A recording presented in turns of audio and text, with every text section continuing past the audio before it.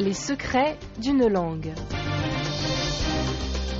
Repousser au calende grec, c'est-à-dire renvoyer quelque chose à une date indéterminée, repousser continuellement un rendez-vous à une date ultérieure, retarder indéfiniment une action à tel point qu'elle ne sera jamais accomplie.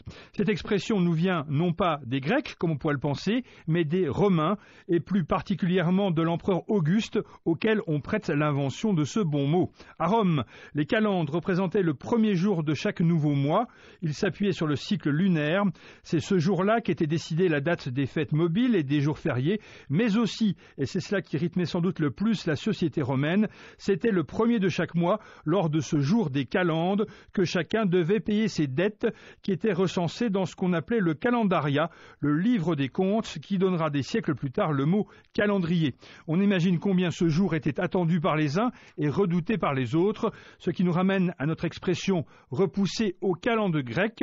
Il se trouvait qu'en Grèce, au contraire, on ne comptait pas le temps comme chez les Latins. Chez les Grecs, pas de mois de 28 jours ni de calende et donc pas de dette à payer. Renvoyer au calende grec, c'est donc repousser à une date qui n'existe pas et qui n'existera jamais.